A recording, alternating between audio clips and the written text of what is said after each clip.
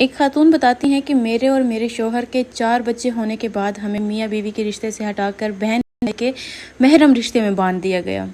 हमारा निकाह ख़त्म हो गया और हमें बहन भाई करार दे दिया गया। ये एक ऐसा दिल दहला देने वाला और दिल सोज वाक़या है जिसको सुन के इंसान ये सोचने पर मजबूर हो जाता है कि एक औरत कितना अपनी नफ़रत में, अपनी अना में कितना गिर सकती है। तो जी वाक़या कुछ यूँ है कि एक खातून बताती हैं कि मेरे बचपन में मेरे पेरेंट्स की डेथ हो गई थी।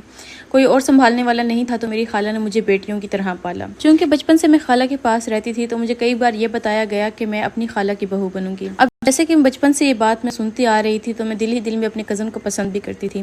बहरहाल जैसे हमारी शादी की उम्र हुई तो हमारी शादी कर दी गई। शादी के 2-3 महीने तो अच्छे गुजरे, लेकिन फिर आहिस्ता आहिस्ता मेरी खाला का रवैया मेरे साथ ख़राब होता गया। मेरा शोहर चूँकि मेरा कज़न था और हम लोग एक ही घर में पले बड़े थे और हमें ये पता था कि हमारी शादी होनी है, तो उसको भी मुझसे बेइंतहा मोहब्बत थी। उस टाइम माहौल कुछ ऐसा था कि मेरा शोहर दूसरों के मुंह पर मेरी साइड नहीं लेता था, लेकिन कमरे में आकर वो मुझसे माफ़ी मांग लेता था, मुझे मना लेता था, भले ही वो दूसरों के मुंह पर मुझे डांट भी रहे।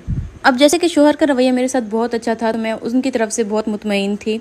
मेरे शोहर कभी आते तो मेरे लिए गजरे लेके आते, कभी मेरे लिए फूल लेके आते, या कभी मेरे लिए खाने की कोई चीज़ लेकर आते और सारे दिन की टेंशन मेरी ख़त्म हो जाती। लेकिन मेरी खाला का रवैया दिन ब दिन बढ़ता गया और ख़राब होता गया और मैं ये चीज़ समझ के इग्नोर करती रही कि शायद उनकी बुढ़ापे की उम्र हो रही है तो वो चिड़चिड़ापन उनमें आ रहा है, लेकिन मेरी ये सोच बिल्कुल गलत थी।